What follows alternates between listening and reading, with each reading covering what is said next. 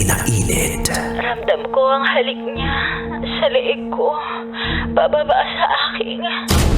At mas pag-uusapan. Tinanggal niya bigla yung panty ko. Mga sikretong dito mo lang mapapakinggan. Top Secrets. Top Secrets. Top Secrets. Top Secrets.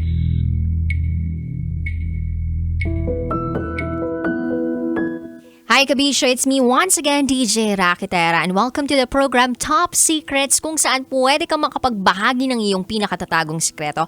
At meron na nga po tayong caller on the line. Hello, magandang gabi sa iyo. Hello po, magandang gabi po. Pwedeng malaman ko anong pangalan? Itago niyo na lang po ako sa pangalan na Sweetheart. Ay, wow naman sa sweetheart mo. Sure ka ba na dito mo gusto tumawag? Baka sa kabila, ah.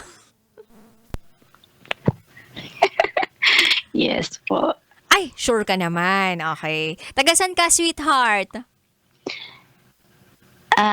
Taga Butuan po ako pero ngayon nasa Manila po ako kasi isang OFW po ako.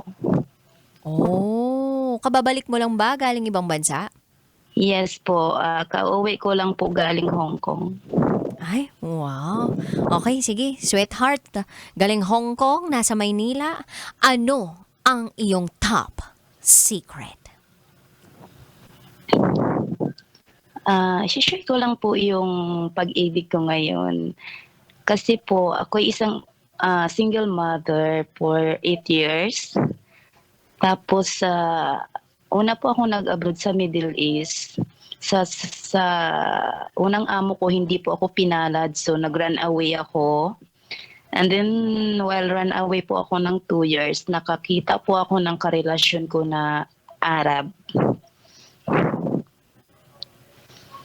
Tapos po, sa 2 years na yon, tinulungan ako ng Arab ko. Siya ang nagsusupport sa akin until now.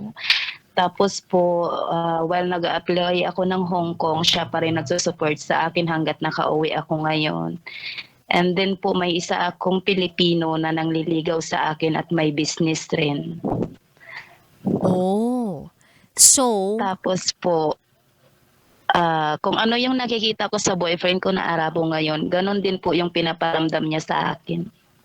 Ang top secret mo ay nai-in love ka sa dalawang lalaki? Ganon na nga po, DJ. Paktay ka rihadong day, girl!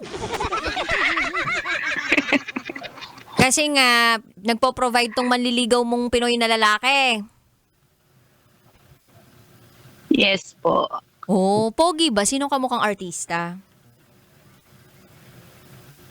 Yung Arabo ko po talagang pugi siya. Pero sa Pilipino po, parang ako po yung tipong tao, DJ Rocky, na since naghiwalay kami ng asawa ko, hindi na po ako nakaka-attract sa mga lalaki na Pilipino. Oh, okay. Pero sinong mas malaki doon? Nakatawan ha, nakatawan! Sino mas malaki yung katawan? Para sa akin po yung Arabo, ay syempre. Ang landede! Grabe! Ang landi-lande! Kinikilig ka pa talaga habang kinukwento mo, ah. Pero bakit mo inalaw etong si Pinoy guy na manligaw sa'yo? Ngayong alam mo namang may boyfriend ka. Kasi DJ Rocky, almost 2 years na kami LDR ng boyfriend ko na Arabo. Kung sa bagay yung oras niya, yung pagmamahal niya, naa-atensyon din sa akin nung Pilipino. Yung distansya. Hindi ba, Yes po, kasi LDR kami ngayon ng boyfriend ko. ayaw ba pumunta nung Arabo mong boyfriend dito sa Pilipinas? Ano naman po, DJ, last year umuwi kami dito, sabay kami. Tapos, kasi yung Arabo ko po, may-ari siya ng agency, so busy siya. Eto namang Pero Pinoy na... anytime naman po, nakaka-uwi siya sa Pilipinas. So, etong Pinoy na ini-entertain mo ngayon, ano namang negosyo ang pagmamay-ari nito? May isang business po siya na, hindi ko nababanggitin yung business niya, pero may business po siya na malakas kumita. Pero hindi siya nawawalan ng time sa'yo. Lagi ka pa rin niyang binibigyan ng oras. Opo, actually po hindi naman ako yung totally po na babaeng na mabilis lang po ma-in love sa isang lalaki, pero kung ikaw yung babae na naghahanap ng lalaki na deserve talaga sa yung hanap mo yung oras, pagmamahal, nakikita ko po sa kanya. So talagang nafo-fall ka na dito sa Pinoy mong manliligaw. Paano ba kayo nagkakilala nito? At ano po, di po kasi kami magkalayo baga para yung ano po siya, yung pinsan ko, kapatid siya ng pinsan ko, pero iba po yung tatay niya. So hindi kayo magkamag-anak. Opo. Opo, ganun po, DJ. So, sino una nagparamdam ng intensyon o nagparamdam na meron siyang gusto sa'yo? Siya o ikaw? Parang Kasi po nagpakit-cute ka din. DJ ganyan. Rocky, ito pong Pilipino na sinasabi ko, may pamilya po siya at may mga anak. Pero nakilala niya lang po ako nung baga nagbakasyon lang ako sa bahay ng pinsan ko, nakita niya ako. Hindi ko inaakala na ma-inlove pala siya, na ma-fall siya ng ganun sa akin. Yun lang. May pamilya. May asawa at mga anak pala. Yes Hiwalay na ba po, sila yes nung po. asawa niya? Hindi pa? Hindi po, nagsasama pa rin po sila. Pero lagi niyang sinasabi sa akin na wala na siyang pagmamahal sa asawa niya. Wala na silang parang reflex sa isa't isa, ganun. Linyahan talaga yun ng mga naghahanap ng kabit. Eto bang si Arabo ay single? Wala pang pamilya? Hindi po. Si Arabo po, nakilala ko siya, single siya. Pero may pamilya po siya, may asawa siyang Arabia. May 5 anak siya. Pero nung nagkakilala kami, 5 years na po siyang single. So basically single talaga, technically single itong si Arabo at ikaw ang girlfriend. Yes po. Kumbaga Yes. malaya kayong nagpapakita ng romantic feeling sa isa't isa, ganon. Yes po, yes po. Okay. So ngayon ay in love ka dito sa Pilipino na to na lalaki na may asawa at mga anak na. Tapos mukhang ito pa yung pipiliin mo over the Arabo, tama ba?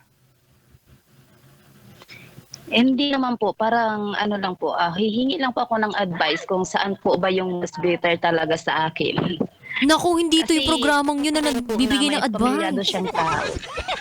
Alam mo ba na ang programang to hindi nagbibigay ng advice? Pag may advice, 1,000 pesos plus na. Magbabayad ka na ng GCash mo dito. Charot lang. Ano lang to sharing lang to ng top secret Sabi ko, pag may kailangan ng advice, ano yun, may plus 1,000. Kasi yung napaghandaan ko lang, makikinig lang ako sa'yo charot lang. Darot. Pero eto, ano ba yung plano mo sa buhay? Ilan taong ka na ngayon, sweetheart? 31 po. 31 years old. Sino kamukha mong artista? Hindi naman po sa pinagmamayabang DJ lang. May mahitsura po akong konti. Pero Paano yung konti na yan? Sino nga? konti lang po. Sino kamukha mong artista? Kasi base sa tawa mo, parang feeling ko, mga, sexy, maganda, ganon. Sa mga nagsasabi lang po sa akin, kahawig ko daw si Jeneline Mercado po. Jeneline Mercado, kabi! Uy, maganda kang tunay. Kasi si Jeneline Mercado, kahit hindi mag-makeup yan, as in kitang-kita mo yung ganda. Sexy din, kumbaga.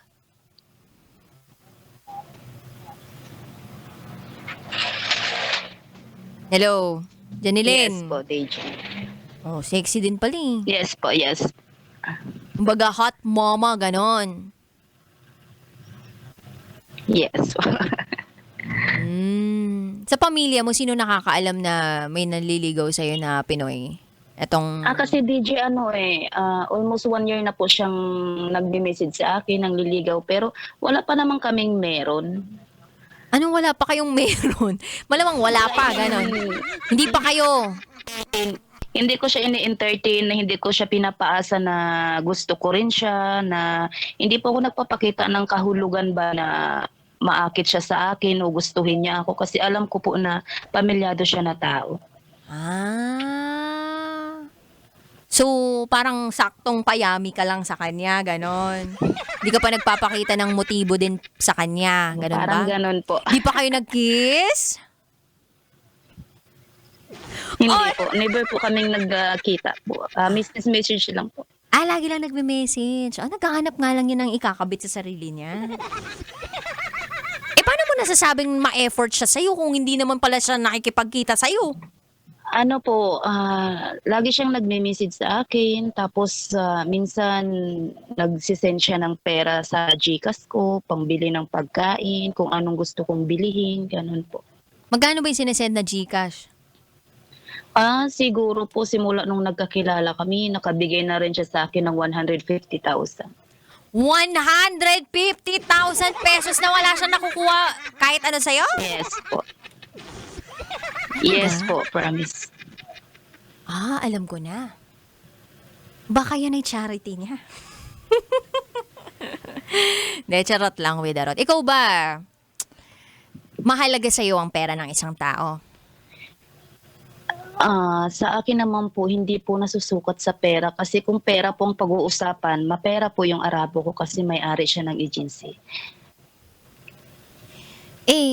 Ngayong alam mo may asawa, may mga anak, itong Pinoy na to. Hahayaan mo pa ba yung sarili mo na ma-inlove ng tuluyan sa taong to? Ay, hindi naman po. Sa katunayan nga po, mga 2 months na po ata, hindi ko na siya ini-entertain masyado kasi sabi ko sa kanya, hindi naman namin pwede ipilit yung gusto niya dahil sa gawang pamilyado siya. Kung sa side ko lang, okay lang kasi 8 years na po akong hiwalay sa asawa ko at saka wala na po kami pakailaman sa isa't isa kung ano man ang pwede namin gawin. Pero bakit mo tinatanggap pala yung mga pera na pinapadala niya sa'yo sa GCash? Pwede mo naman ibalik sa kanya. Hindi po ako nanghihingi sa kanya. Siya po mismo ang nagsisend sa akin kasi sabi niya ayoko na magutuman ka, ganun-ganun. So sinisend niya ng paunti-unti sa GCash ko, pambili mo ng pagkain o anong kailangan mo, ganun. Hindi kaya nai-inlove ka lang dahil naibibigay niya yung pangangailangan mo pero hindi dahil mahal mo talaga siyang tunay?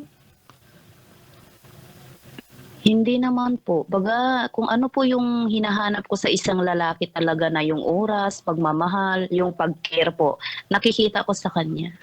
Okay, gusto mo ng clear advice ko? Pamilyadong tao yun, so wag ka na dun. Period. Yes po, alam ko po. Kaya 2 months na po na iniiwasan ko siya. Ayan. So, maganda yan. Kung iniiwasan mo na siya, panindigan mo. Yun yung pinakamahirap sa lahat. Yung panindigan mo yung desisyon mo na iwasan yung tao. Yes po. Kasi pwede ngayon, pwede mo siyang iwasan, pero bukas, kaya mo ba? Sa susunod, nagpadala ng GCash ulit, kaya mo pa rin ba? Kailangan stick ka dun sa, Kasi po mag-stick ka 2 dun. months na po na yung account na ginagamit ko po kasi yung account na ginagamit ko sa kanya totally is baga fake account ko lang siya, hindi talaga true na account ko. Ay, So yung ganun account ba? ko na yun, dini-activate ko na po, hindi na po niya ako nakukontak doon. Ayun naman pala eh. Anyway, kami po ay magbabalik dito sa Top Secrets. Kapiling pa rin si DJ Rocky at ang ating caller na si Sweetheart. Kailangan pa bang i-memorize yan? Love Radio. Basic!